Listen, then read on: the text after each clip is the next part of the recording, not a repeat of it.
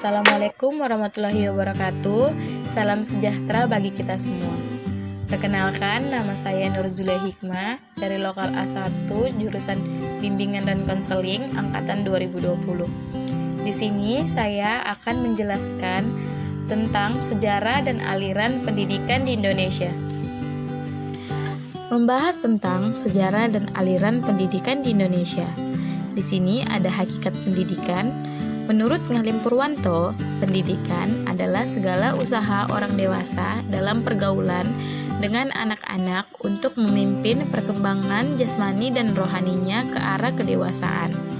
Tujuan dari pendidikan dalam Undang-Undang Nomor 20 Tahun 2003 yaitu bahwa pendidikan Indonesia agar masyarakat Indonesia mempunyai pengendalian diri, kepribadian, kecerdasan, mulia, serta keterampilan yang diperlukan dirinya, masyarakat, bangsa, dan negara.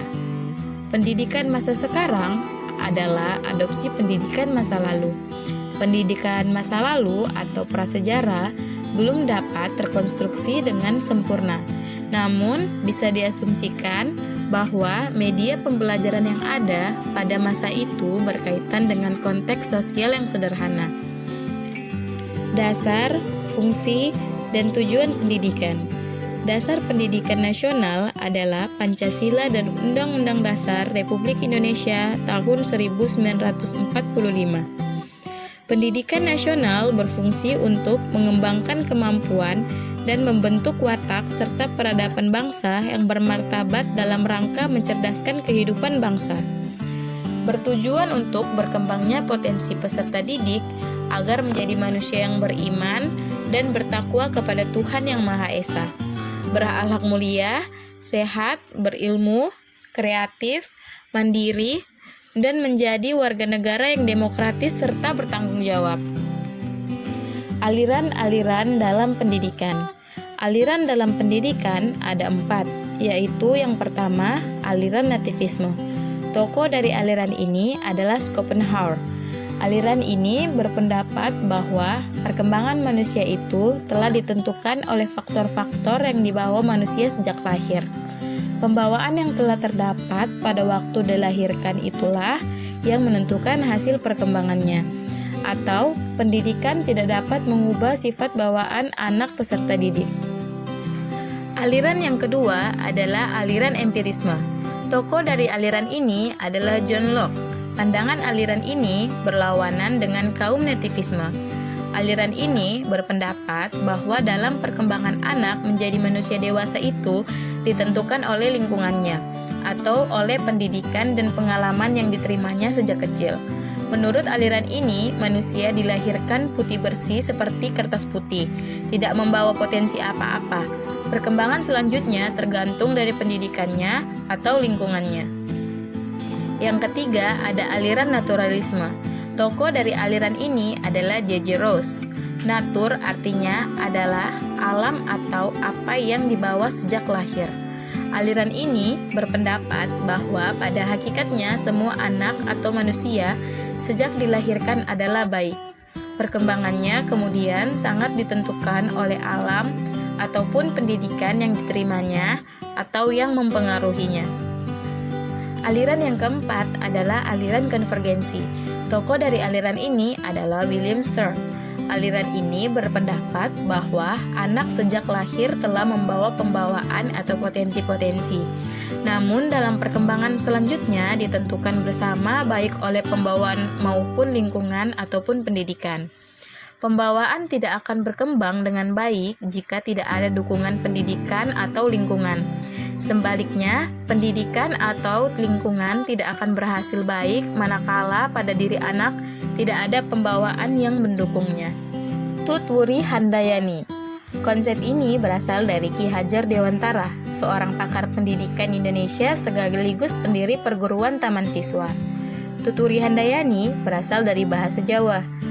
Tutwuri berarti mengikuti dari belakang, dan Handayani berarti mendorong, memotivasi, atau membangkitkan semangat. Dari pengertian tersebut sudah dapat kita simpulkan bahwa aliran ini mengakui adanya pembawaan, bakat, maupun potensi-potensi yang ada pada anak sejak lahir.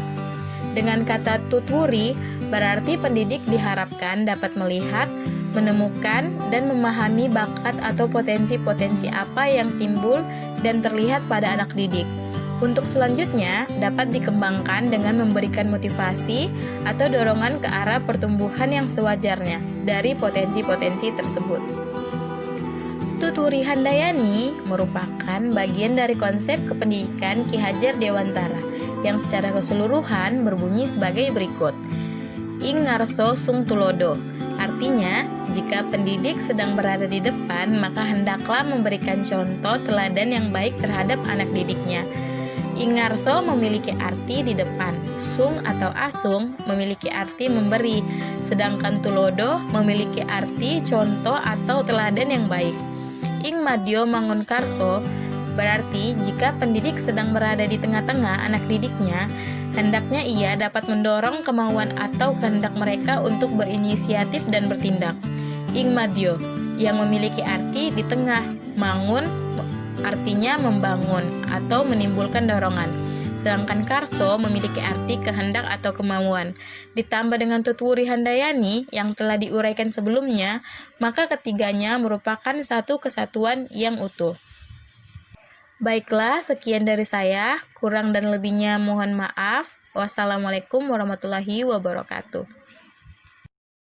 Assalamualaikum warahmatullahi wabarakatuh. Salam sejahtera bagi kita semua. Perkenalkan, nama saya Nur Esya Basir dengan NPM 204060606046 dari jurusan Bimbingan Konseling Lokal A1. Hakikat manusia dan pengembangannya. Apa sih itu hakikat manusia dan pengembangannya? Di sini, yang pertama itu kita akan membahas tentang pengertian sifat hakikat manusia. Sifat hakikat manusia dapat diartikan sebagai ciri-ciri karakteristik yang membedakan manusia dari hewan. Kemudian, yang membedakan manusia dengan hewan itu seperti yang pertama ada pengetahuan, dan yang kedua itu ada kemauan dari dalam diri atau kesungguhan dari dalam diri. Yang kedua, ada wujud sifat hakikat manusia. Wujud sifat hakikat manusia yang pertama itu ada kemampuan menyadari diri atau beradaptasi. Yang kedua, kemampuan manusia untuk bereksistensi atau mampu menetapkan diri dan menerobos batasan diri. Kemudian yang ketiga ada pemilikan kata hati atau kemampuan dalam mengambil keputusan baik atau buruk yang berkaitan dengan moral dan perbuatan. Yang keempat ada moral atau etika yang berkaitan dengan sopan santun manusia.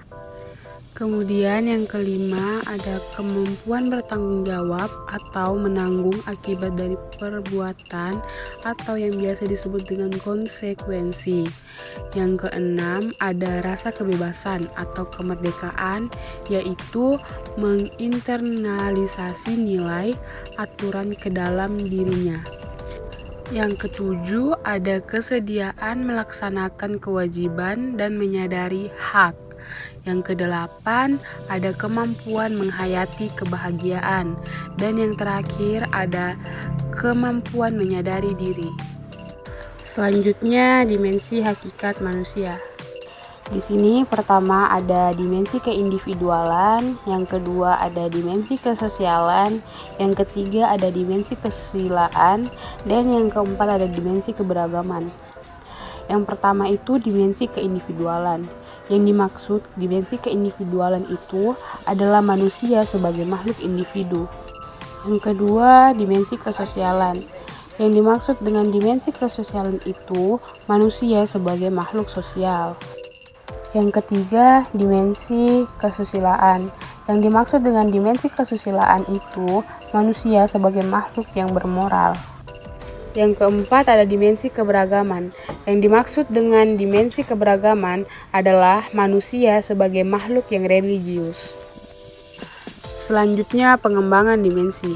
Pengembangan utuh meliputi yang pertama itu ada aspek. aspek terbagi menjadi jasmani, rohani, dan spiritual. Kemudian yang kedua itu ada dimensi.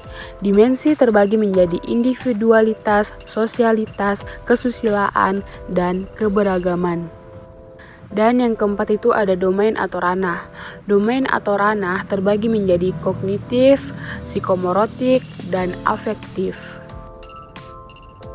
Dan yang terakhir ada pengembangan tidak utuh. Yang dimaksud dengan pengembangan tidak utuh adalah bila ada di antara aspek, dimensi, dan domain atau ranah dalam proses pengembangannya terabaikan untuk ditangani. Baiklah, sekian dari saya. Kurang dan lebihnya saya mohon dimaafkan. Wabillahi taufiq wal hidayah. Wassalamualaikum warahmatullahi wabarakatuh. Salam sejahtera bagi kita semua. Assalamualaikum warahmatullahi wabarakatuh. Perkenalkan, nama saya Nur Kolbi, NPM 2040606047 dari Lokal A1, jurusan Bimbingan dan Konseling Universitas Borneo Tarakan. Saya akan membawakan materi ketiga mata kuliah Pengantar Ilmu Pendidikan tentang landasan pendidikan dan teori pendidikan. Landasan pendidikan terbagi menjadi tiga. Yang pertama, landasan filosofis pendidikan, landasan sosiologis, dan landasan psikologis. Landasan filosofis pendidikan.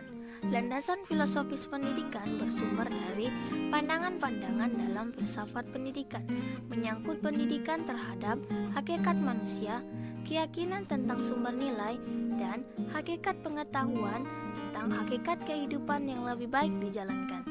Pancasila merupakan salah satu landasan filosofis sistem pendidikan nasional. Landasan sosiologis. Dasar sosiologis berkenaan dengan perkembangan, kebutuhan, dan karakteristik masyarakat ruang lingkup yang dipelajari oleh sosiologis pendidikan, meliputi 4 bidang, yaitu pertama, hubungan sistem pendidikan dengan aspek masyarakat lain, hubungan kemanusiaan, pengaruh sekolah pada perilaku anggotanya, serta sekolah dalam komunitas yang mempelajari pola interaksi antara sekolah dengan kelompok sosial lain di dalam komunitasnya. Landasan psikologis. Implikasinya, pendidik tidak mungkin memperlakukan sama kepada setiap peserta didik, sekalipun mereka memiliki kesamaan. Landasan pendidikan. Membahas tentang landasan pendidikan, ada yang namanya landasan. Landasan itu apa? Fondasi, dasar, pedoman. Pendidikan itu apa? Usaha sadar untuk mengembangkan potensi diri. Pendidikan, manusia belajar, pendewasaan, dan kehidupan yang berarti. Landasan pendidikan, dasar, pedoman dalam mencapai rangkaian kegiatan menuju dewasa untuk kehidupan yang lebih baik. Landasan filosofis pendidikan itu apa? Yaitu Pancasila, jiwa bangsa Indonesia menjadi semangat dalam berkarya di segala bidang, pembentukan manusia Pancasila sebagai manusia pembangunan yang tinggi kualitasnya dan mampu mandiri. Landasan sosiologis. Menurut John Locke, anak yang terlahir seperti kertas putih.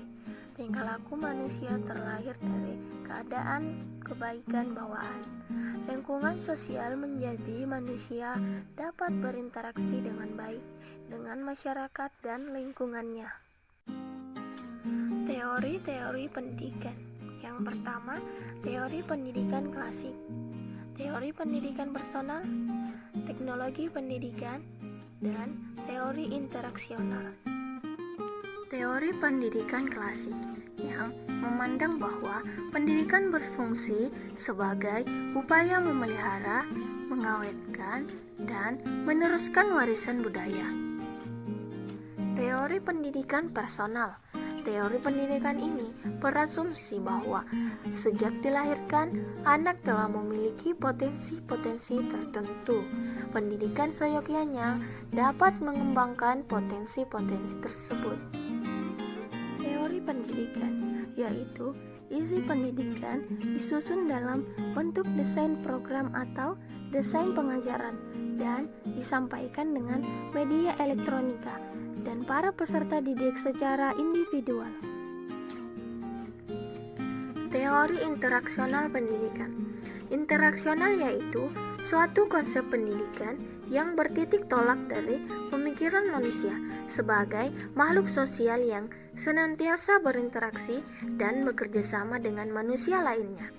Dalam pendidikan ini tidak hanya menekankan interaksi antara peserta didik dan pendidik, akan tetapi juga peserta didik dengan materi pembelajaran dan lingkungan, yaitu antara pemikiran manusia dengan lingkungannya. 4 pilar pendidikan menurut UNESCO. Pertama, learning to know, learning to do, learning to be, learning to live together. Hakikat manusia dengan dimensi-dimensinya. Yang pertama, dimensi keindividualan, dimensi kesosialan, dimensi kesusilaan, dan dimensi keberagaman. Pusat pendidikan menurut Undang-Undang Nomor 20 Tahun 2003 meliputi 1. Pendidikan keluarga, pendidikan sekolah, dan pendidikan masyarakat. Assalamualaikum warahmatullahi wabarakatuh. Salam sejahtera bagi kita semua. Perkenalkan, nama saya Nurul Azimah dengan NPM 2040606048 dari Lokal A1 Bimbingan Konseling.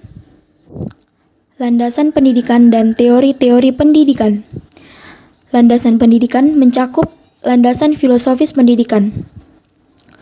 Landasan filosofis bersumber dari pandangan-pandangan dalam filsafat pendidikan, menyangkut keyakinan terhadap hakikat manusia, keyakinan tentang sumber nilai, hakikat pengetahuan, dan tentang kehidupan yang lebih baik dijalankan.